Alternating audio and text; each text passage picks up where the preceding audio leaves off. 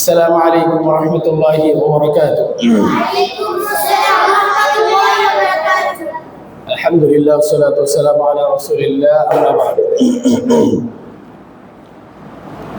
আল্লাহ তাআলার শুকরিয়া যে আমরা সালাতুল জুমআ আদায় করার পরে আবার সংক্ষিপ্ত আকারে 10-15 মিনিটের মধ্যে আমরা ধারাবাহিকভাবে যে জুমার পর আলোচনা হয় ইসলামী হালাকা, তো আমার আলোচনা ইসলামী আকীদা।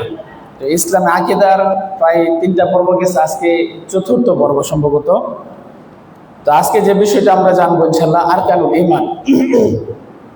আরকানুল ঈমান সম্পর্কে জানবো আমরা, যে আরকানুল ঈমান কি আসলে, সেটা হলো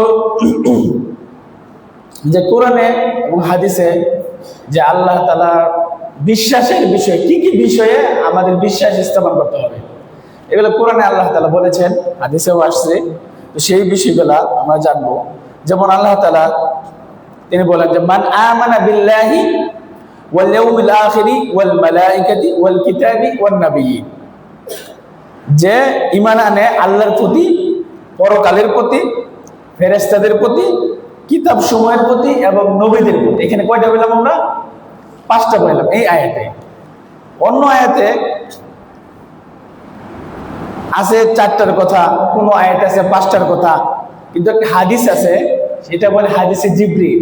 হাদিসে জিবরিল মানে মনে করেন যে আল্লাহ রাসূল সাহাবাদেরকে নিয়ে এভাবে বসে আছে, হঠাৎ এক ব্যক্তি মসজিদে ঢুকে আল্লাহ রাসূলের হাঁটুর সাথে হাঁটু লাগায় বসলো। তো সাহাবারা দেখে অবাক হয়ে গেল যে সাধারণত কোনো মুসাফির ব্যক্তি যদি দূর থেকে আসে, তার চেহারা একটা সফরের ছাপ, মানে ভ্রমণ করে যদি আপনি আসেন ঢাকা থেকে, একটু চুলের মধ্যে থাকবে, চেহারা একটু ধুলাবালি থাকতে পারে, কাপড়ে একটু ধুলাবালি বা একটা সফরের একটা চাপ থাকতে পারে। কিন্তু এই ব্যক্তির মানে ভ্রমণের কোনো ছাপ তার চেহারাতে নাই। পোশাক সাদা দবদবে, চুল কালো কুচকুচে এবং পরিষ্কার পরিচ্ছন্ন। তা আল্লাহ রাসূলের কাছে পায়ের সাথে পা, হাঁটুর সাথে হাঁটু লাগায় তিনি বলতেছে যে মাল ঈমান, ঈমান কি জিনিস? তখন সাহাবারা তাকিয়ে আছে। তখন আল্লাহ রাসূল বললেন যে আনতুম মিনা বিল্লাহি ওয়া মালাইকাতিহি ওয়া কুতুবিহি ওয়া রুসুলিহি ওয়াল ইয়াউমিল আখিরি ওয়া তুমিনা বিল কদরি খাইরিহি ওয়া শাররিহি। আমরা একটু বলি সবাই, আনতুম মিনা বিল্লাহি ওয়া মালাইকাতিহি ওয়া কুতুবিহি ওয়া রুসুলিহি ওয়াল ইয়াউমিল আখিরি ওয়া তুমিনা বিল কদরি খাইরিহি ওয়া শাররিহি। কয়টা পাইলাম? 6টা। এগুলোকে বলে আরকানুল ঈমান, মানে ঈমানের স্তম্ভ। তাহলে ঈমানের স্তম্ভ কয়টা পেলাম আমরা? 6টি। 1 নম্বর হলো যে আল্লাহর প্রতি বিশ্বাস করা, ফেরেশতাদের প্রতি বিশ্বাস করা, আল্লাহ তাআলা দুনিয়াতে যত কিতাব নাযিল করছে সেই কিতাব সমূহের প্রতি বিশ্বাস করা, যত নবী রাসূল দুনিয়াতে পাঠাইছে তাদের প্রতি বিশ্বাস স্থাপন করা, পরকালের প্রতি বিশ্বাস স্থাপন করা এবং ভাগ্যের ভালো মন্দ মানে তকদীরের উপর বিশ্বাস স্থাপন করা। তাহলে কয়টা বললাম? 6টা। এই 6টা বিষয়ের বিশ্বাস স্থাপন নামে হয়েছে কি? ঈমান। আমরা এর আগে বলছিলাম যে ঈমান হলো বিশ্বাসের নাম, আর ইসলাম হলো কি? কাজের নাম, কর্ম। কারণ আপনি নামাজ পড়বেন, রোজা রাখবেন, হজ করবেন, যাকাত দিবেন, এগুলো সব কি? আমল, কাজ। আর ঈমানটা কি? বিশ্বাস, অন্তরে বিশ্বাস স্থাপন করা। ঠিক আছে? তাহলে আমরা বিশ্বাস স্থাপন পেলাম। 1 নম্বরে কি? সেটা হলো আল্লাহর প্রতি বিশ্বাস স্থাপন করা। 1 নম্বর কি? আল্লাহর প্রতি বিশ্বাস স্থাপন করা মানে কি? তার একত্ববাদে বিশ্বাস করা। তিনি সারা দুনিয়া প্রতিপালক, সবকিছু পরিচালনা করেন, তিনি একমাত্র সৃষ্টিকর্তা, এগুলা বিশ্বাস স্থাপন করা। সকল ক্ষমতাধর একমাত্র কে? আল্লাহ, এটা বিশ্বাস স্থাপন করা। দুনিয়ার যত কিছু আছে সবকিছু মধ্যে একমাত্র ইবাদত করতে হবে কার? আল্লাহ। তার একত্বে বিশ্বাস স্থাপন করা, তার একত্বে ইবাদতের বিশ্বাস স্থাপন করা। বুঝা গেল? তাহলে এই হলো আল্লাহর জন্য বিশ্বাস স্থাপন করা। যেমন আল্লাহ তাআলা বলছে, অন্য হাদিসেও আছে যে বুনিল ইসলাম আলা খামসিন, শাহাদাতু আল্লা ইলাহা ইল্লাল্লাহ ওয়া আন্না মুহাম্মাদার রাসূলুল্লাহ। ইসলামের 1 নম্বর স্তম্ভ কি? যে সাক্ষ্য দেওয়া আল্লাহ ছাড়া সত্য কোনো কি নাই, মাবুদ নাই। আল্লাহ রাসূল বলেন যে কোনো ব্যক্তি সাক্ষ্য দিল যে আল্লাহ ছাড়া সত্য কোনো মাবুদ নাই, মুহাম্মদ সাল্লাল্লাহু আলাইহি ওয়াসাল্লাম আল্লাহর বান্দা এবং রাসূল, হারামাহুল্লাহু আলান নার, তার উপর জাহান্নামকে আল্লাহ তাআলা কি করে দিবেন, হারাম করে দিবেন। যদি কেউ খাঁটি মনে বিশ্বাস করে যে ইবাদতের যোগ্য একমাত্র কে, আল্লাহ এবং মুহাম্মদ সাল্লাল্লাহু আলাইহি ওয়াসাল্লাম তার রাসূল এবং বান্দা, যদি কেউ খাঁটি মনে বিশ্বাস করে তার উপর আল্লাহ তাআলা জাহান্নামকে হারাম করে দিবেন। তাহলে একমাত্র এর আগে আমরা অর্থটা জানছিলাম যে লা ইলাহা ইল্লাল্লাহর অর্থটা আমরা সবাই বলতে পারবো তো? লা মানে কি, নেই, কোনো কিছুই নেই। লা মানে নেই, ইলা মানে কি, মাবুদ। মাবুদ মানে কি, মানে মানুষের প্রয়োজন মেটানোর জন্য যার কাছে আমরা কি চাই, সাহায্য চাই, যার ইবাদত করি আমরা, তাই না? আমরা আমাদের যা কিছু মানে পাওয়ার জন্য, আমাদের চাওয়ার জন্য আমরা কার কাছে চাই, আল্লাহর কাছে। আমরা পরকালের আশায়, জান্নাতের আশায় ইবাদত করি কার, আল্লাহ। তাহলে ইবাদতের যোগ্য একমাত্র মাবুদকে, লা ইলাহা অর্থ কি তাহলে, কোনো মাবুদ নাই। এতটুকু বুঝলাম তো যে লা মানে নেই, মাবুদ মানে মাবুদ, যার ইবাদত করা হয়। তাহলে ইবাদতের যোগ্য কোনো মাবুদ নেই ইল্লাল্লাহ, আল্লাহ ছাড়া। বুঝা গেল? সুন্দরভাবে অর্থটা আমরা বলতে পারবো তো যে ইবাদতের যোগ্য আল্লাহ তাআলা ছাড়া আর অন্য কোনো কি নাই, মাবুদ। তার মানে সত্য মাবুদ নাই। যেমন ফেরাউন এবং মূসার ঘটনা যদি আমরা দেখি, একটা আয়াতে দেখেন, সেই ফেরাউনের সময়ের ঘটনা। আল্লাহ তাআলা বলেন যে ওয়াকালাল মালাউ মিন কওমি ফিরআউন আতাযারু মূসা ওয়া কওমাহু লিইফসিদু ফিল আরদি ওয়া ইয়াযরাকা ওয়া আলিহাতাক। যে ফেরাউনের যারা নেতৃবর্গ লোক, যারা লিডার, যারা সম্প্রদায়ের প্রধান লোক, তারা বলল যে আপনি কি মূসাকে এবং তার সম্প্রদায়কে রাজ্যে বিপর্যয় সৃষ্টি করতে আপনাকে এবং আপনার যে উপাস্য আছে তাদেরকে বর্জন করতে দিবেন?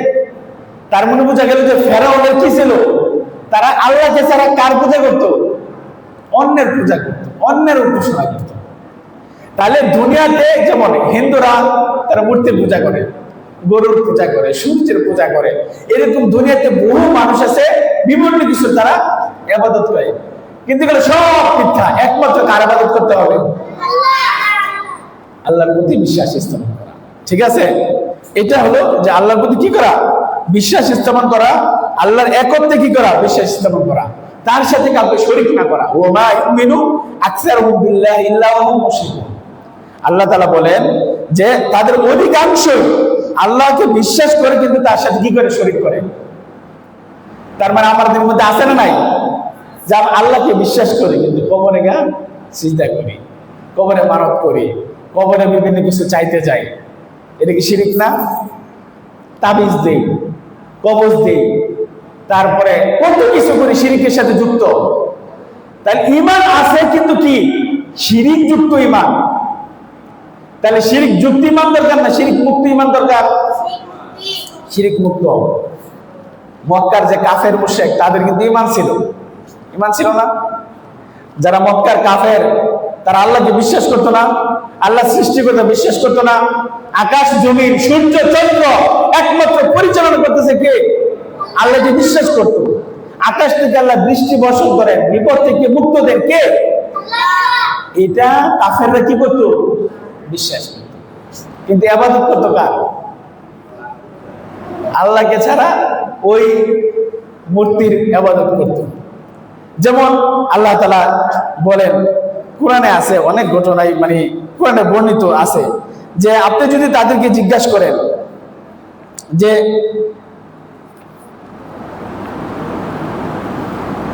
ওয়ালাইন সাআলতাহুম মান খালাকাস সামাওয়াতি ওয়াল আরদা ওয়া সাখারাশ শামসা ওয়াল কমারা লা ইয়াকুলুনা আল্লাহ। যদি আপনি তাদেরকে জিজ্ঞাসা করেন যে আকাশ জমি কে সৃষ্টি করছে, এই সূর্য চন্দ্র কে পরিচালনা করে, লা ইয়াকুলুনা আল্লাহ, তারা বলবে কি? আল্লাহ। তারা বলবে আল্লাহ। বিপদ থেকে রক্ষা করে মালিক কে? আল্লাহ। কিন্তু ইবাদত করে কার?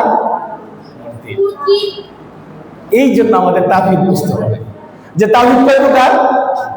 তিন প্রকার। তাওহীদ কয় প্রকার? তিন প্রকার। তাওহীদুর রুবুবিয়্যা, তাওহীদুল উলুহিয়্যা, তাওহীদুল আসমা ওয়াস সিফাত। তাওহীদ কয় প্রকার?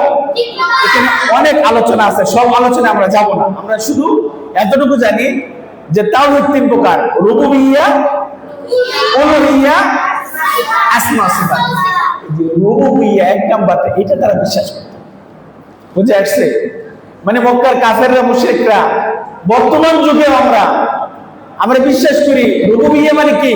তিনি পরিচালক আল্লাহ, সৃষ্টিকর্তা আল্লাহ, রিজিক দাতা আল্লাহ, বৃষ্টি বর্ষণ করেন আল্লাহ, বিপদ থেকে রক্ষা করেন আল্লাহ, সবকিছুর মালিক আল্লাহ। এটা আমরা বিশ্বাস করি, তারাও বিশ্বাস করত। কিন্তু তারা ইবাদত করতো কার? মূর্তি পূজার, আল্লাহর সাথে শিরিক করতো। আর বর্তমানে আমরাও কি করতেছি? আল্লাহর সাথে শিরিক করতেছি না? তাদের মাঝে আমাদের মাঝে পার্থক্য আছে? কোনো পার্থক্য নাই। তারাও শিরিক করতো, আমরাও কি করতেছি? আমাদের যুগেও অনেক মানুষ তার ইমানদার, নামাজ পড়ে, রোজা রাখে, কিন্তু আল্লাহর সাথে শিরিক করে। ঠিক আছে না? তাদের শিরিক ছিল ভিন্ন, আমাদের শিরিক হচ্ছে কি? ভিন্ন। আল্লাহ তাআলা আমাদের ভাইদেরকে বুঝ দান করুন। যেমন এখানে অনেক দলিল আছে যে আল্লাহ রুবুবিয়্যার। আমরা একটা জানি যে আমরা শুরুতে বলি আলহামদুলিল্লাহি রাব্বিল আলামিন, সমস্ত প্রশংসা আল্লাহর, যিনি কি? আলাম মানে জগৎ, আলামিন মানে মহাজগৎ। যত জগৎ আছে, বিশ্ব জগতের যত বলেন, মঙ্গল গ্রহ বলেন, বুধ বলেন, বৃহস্পতি, মানে যাই বলেন, নেপচুন টেপচুন, দুনিয়া এবং দুনিয়ার বাইরে যা কিছু আছে সবকিছুর রবকে, মানে বৈজ্ঞানিক ভাবে যদি ব্যাখ্যা করেন দেখবেন আপনার মন ভরে যাবে যে সবকিছু পরিচালক কে? রব মানে পরিচালনাকারী, প্রতিপালক কে? একমাত্র আল্লাহ। রব হিসেবে তাকে আমরা মানি। আলাইহিল খালকুল আমর, সমস্ত বিষয়, দিক নির্দেশনা, সমস্ত সৃষ্টির মালিক একমাত্র কে? আল্লাহ। ইন্নাল্লাহা হুয়ার রাজ্জাক, রিজিক দাতা। দেখেন আমাকে যেমন খাবার দিচ্ছে আল্লাহ, একটা পাখিকেও খাবার দিচ্ছে কে? আকাশে, সমুদ্রে, নিচে মাছকে কে খাবার দিচ্ছে? বনে জঙ্গলে এই পশু পাখি, ওদেরকে খাবার দিচ্ছে কে? আল্লাহ। এই রাজ্জাক, কাউকে তিনি অনাহারে রাখেন না। সবাইকে, একটা পাখি বাসা থেকে যায় অনাহারে, খালি পেটে, আবার বাসায় ফিরে আসে পেট ভর্তি করে। কে রিজিক দেয়? আল্লাহ তাআলা রিজিক দেয়। সুবহানাল্লাহ। তাহলে রিজিক দাতা হিসেবে আমরা তাকে কি করি? বিশ্বাস করি। ঠিক আছে না? তাহলে মক্কার মুশরিকরা, কাফেররা, তারা রুবুবিয়্যা, তিন প্রকার তাওহীদের এক প্রকারকে তারা বিশ্বাস করত। আমরাও এক প্রকারকে বিশ্বাস করি। তারা অন্যের ইবাদত করত। আমাদের যুগে অনেক মুমিন মুসলিম তারা আল্লাহর ইবাদত করে, কিন্তু তার সাথে কি করে? আবার শিরিক করে। এটা থেকে আমাদেরকে কি করতে হবে? বেঁচে থাকতে হবে। আজকে আমরা এই পর্যন্তই ইনশাআল্লাহ তাওহীদুর রুবুবিয়্যা নিয়ে আজকে আমরা আলোচনা করলাম। এখানে তাওহীদরা বিভিন্ন ভাবে, আপনার আকীদা তাহাবিয়ার যে ব্যাখ্যা, এখানে দুই ভাবে আসছে যে তাওহীদ দুই প্রকার। এই দুই প্রকারকে আবার তিন ভাগে বিভক্ত করা হয়েছে। সর্বসম্মত আমাদের কাছে যেটা প্রচলিত যে তাওহীদরা তিন প্রকার: রুবুবিয়্যা, উলুহিয়্যা, আসমা ও সিফাত। আমরা রুবুবিয়্যাটা জানলাম যে সৃষ্টিকর্তা, রিজিকদাতা, পালনকর্তা, তারপরে বৃষ্টিদাতা, সবকিছু মালিককে একমাত্র আল্লাহ। তা আল্লাহ তাআলা আমাদেরকে তাওহীদ বুঝে তার উপর আমল করার তৌফিক দান করুন। আল্লাহুম্মা আমিন। আজকে প্রশ্ন আছে কোন?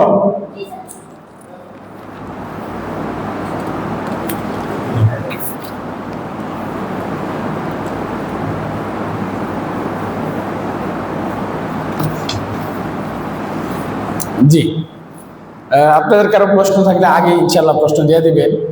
আর ঈদের জামাতের ইমাম যদি ফজরের সালাত না পড়ে, ঈদের জামাতের ইমামতি করেন, তার পিছনে নামাজ পড়ার হুকুম কি? ঈদের নামাজ ইমাম সাহেব, দল্লার ইমাম সাহেব ছাড়া তো ঈদের নামাজ পড়াবে না নাকি? সাধারণ মানুষ তো ঈদের নামাজ পড়ায় না। এখন ইমাম সাহেব যদি ফজর না পড়ে, কি আপনি জানবেন কিভাবে সে নামাজ পড়ছে না পড়ছে? যাক, কথা হলো যে সে নামাজ না পড়ে ফজর, এটার জন্য সে গুনাহগার হবে। এটার জন্য সে কি হবে? গুনাহগার হবে। অথবা যে নামাজ অবশ্যই সে নামাজ পড়বে, আল্লাহ তাআলা, আমরা হয়তো সে জামাতের সাথে না পড়ব। আমরা হয়তো দেখলাম যে কথার কথা আমি মসজিদে আসলাম ফজরের নামাজে, তার মানে কি আমি নামাজ পড়ি না, এটা কি আপনি বলতে পারবেন?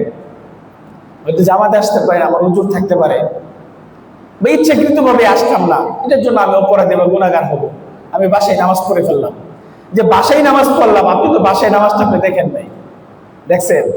তাহলে আপনি কি আমাকে ট্যাগ লাগাইতে পারবেন যে হুজুর নামাজ পড়ে নাই? আমি তাকে ফজরে দেখি নাই না। কাজেই কথা হলো যে নামাজ না পড়লে এটার জন্য সে কি হবে? ওই ব্যক্তি নামাজটা পড়ে এটার হিসাব আল্লাহ তাআলা, এটার জন্য সে গুনাহগার হবে, কিন্তু তার পিছনে নামাজ হবে, নামাজ হবে। অন্যায়ভাবে হত্যা করা হয়, খুবই জাহান্নামী। এখন সমাজে দেখা যায় যাকে হত্যা করা হয় সে খুবই অসহায়, তাহার ব্যাপারে কি না? কথা হলো এটা বলা হয়েছে কি, যে দুইজনই লাগছে, দুইজনই দাউনিয়া লাগছে, মনে করে দুইজনের হাতে কি তলোয়ার, দুইজনের হাতে ছুরি, দুইজনের হাতে কি পিস্তল। কথা বুঝে আসছে? একজন নিরুপায়, তার হাতে নিরস্ত্র, কিছুই নাই, আরেকজনের হাতে ছুরি আছে, সে মেরে দিল, এইখানে কি হত্যাকারী অপরাধী? এখন দুইজনের হাতে যদি অস্ত্র থাকে, দুইজনেই দুইজনকে মারার জন্য চেষ্টা করে, ওই ক্ষেত্রে বলা হয়েছে। বুঝে গেল? জি। ওযু না ছাড়া কোরআন পড়া যাবে কি? কোরআন আল্লাহ তাআলার বাণী, পাক পবিত্র হয়েই কি কোরআন পড়া উচিত। তারপরেও যদি ওযুর মাঝখানে কোথাও আপনি ওযু করে কোরআন পড়তে পারছেন, ওযু চলে গেল, পড়তে পারবেন, পড়া যাবে, কিন্তু কোরআন পড়ার একটা আদব হলো কি পবিত্রতা অর্জন করে তারপরে কি করা। তার মানে এই না যে আপনি মানে ওযু ছাড়া কোরআন পড়লে গুনাহগার হবেন বা পাপ, কিন্তু এটা আদব না, এটা আদবের কি খেলাফ। এই জন্য উচিত হলো ওযু করে পবিত্র হয়ে তারপরে কি করা, কোরআন পড়া। নাভির নিচে হাত বাঁধার হুকুম কি? এগুলো তো পুরাতন প্রশ্ন। নাভির নিচে হাত বাঁধা, এটা আমরা জানি যে ওয়াইল বিন হুজুর থেকে সহি হাদিস অনুযায়ী নাভির উপরে হাত বাঁধার কথা কি হাদিসে আছে। নাভির নিচে হাত বাঁধা অনেকে জয়ীব বলছেন, এই জন্য আমরা নাভির নিচে কি হাত বাঁধি না। কাজেই কথা হলো যে হাত উপরে বাঁধা বা নিচে বাঁধা এটা কি সুন্নাহ। কাজে সুন্নাহ নিয়ে আমরা কি করবো না, বাড়াবাড়ি করবো না। আপনি নাভির নিচে হাত বাঁধলে আপনার নামাজ হয়ে যাবে। আপনি যদি কোনো সুন্নত পরিত্যাগ করেন, কথার কথা হাত উঠাইলেন না, এটাও কি সুন্নাহ। বুকে হাত বাঁধলেন, এটা কি সুন্নাহ। কাজে যত সুন্নাহ আছে এটা আপনি পালন করলে আপনার সব হবে, নাকি হবে, কিন্তু পরিত্যাগ করলে আপনার কি হবে না, গুনাহ হবে না। কিন্তু ফরজ ওয়াজিব নামাজের মধ্যে তিনটা বিষয়, একটা হলো রুকুন ফরজ, আরেকটা হলো ওয়াজিব, আরেকটা হলো কি সুন্নাহ। তো ফরজ বাদ দিলে এটা আপনাকে পুনরায় পড়তে হবে, ওয়াজিব বাদ গেলে সৌরসে দেখতে হবে, আর সুন্নত যদি পরিত্যাগ করেন, কেউ যদি আমিন বললো না, তার কি সৌরসে দিতে হবে? তার কি আমি মানে নামাজ বাতিল হয়ে যাবে? বাতিল হবে না। অনুরূপ ভাবে মক্কাতে মদিনাতে গেলে দেখবেন কেউ হাত ছাড়া পড়তেছে, হাত, এগুলো নিয়ে আমরা ঝগড়াঝাটি না করি। আপনি একটা সুন্নত আমল করলেন, আপনি নেকি পাচ্ছেন। সুন্নত আমল করলেন না, আপনি নেকি থেকে কি হচ্ছে, বঞ্চিত হচ্ছে। তারপরেও যেটা আল্লাহ রাসূল বলছে, সল্লু কামা রাআইতুমুনি উসাল্লি, তোমরা আমাকে যেভাবে সালাত আদায় করতে দেখছো সেইভাবে তোমরা কি করো, সালাত আদায় করো। যে আমরা সামর্থ্য অনুযায়ী সুন্নাহভাবেই রাসূল সাল্লাল্লাহু আলাইহি ওয়াসাল্লাম যেভাবে সালাত পড়ছে সেভাবে পড়ার চেষ্টা করো। কেউ যদি না জেনে শিরিক ও বিদআত করলে তার বিধান কি? আপনাকে জানতে হবে। দুনিয়ার সব আমরা জানতে পারি, কিন্তু এই ক্ষেত্রে আপনি না জানবেন, না জানা থাকবেন কেন? আল্লাহ রাসূল সবসময় দোয়া করতেন, আল্লাহুম্মা ইন্নী আউযু বিকা মিন আন উশরিকা বিকা শাইআন ওয়া আনা আ'লামু ওয়া আস্তাগফিরুকা লিমা লা আ'লামু। আমার জানা ও জানা যত শিরিক করি, আল্লাহ তুমি আমাকে কি করো, মাফ করে দাও। আপনি কয়দিন আল্লাহর কাছে দোয়া করছেন? কয়দিন আমরা আল্লাহর কাছে দোয়া করি, আল্লাহ আমার জানা ও জানা গোপনে প্রকাশে শিরিক করে থাকলে আল্লাহ তুমি আমাকে কি করো, মাফ করে দাও। আপনি যে আমল করতেছেন, আপনি জানেন এখন দুনিয়া সবকিছু স্পষ্ট স্মার্ট দুনিয়া হয়ে গেছে, এখন সবকিছু জানা সম্ভব হাতের মুঠোর মধ্যে। কাজে আপনার আমলটা শিরিক না বিদআত আপনার জানা কি সহজ। আপনি এইটা বলে পার পাবেন না যে আমি তো জানি না, আপনি জানার চেষ্টা করছেন। এটা হলো কথা, যে জানার চেষ্টা করতে হবে, আর তারপরেও যদি ভুলবশত হয়ে যায় এটা আল্লাহকে মাফ করে দেবেন। কিন্তু আবার জানার যে আগ্রহ সেটা কি অবশ্যই থাকতে হবে।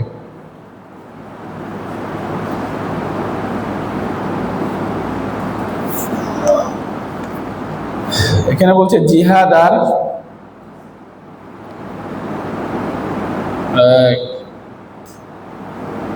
এর মধ্যে জিহাদ আর একটা শব্দ বুঝতে পারতেছেন, কে প্রশ্ন করছেন জানি না।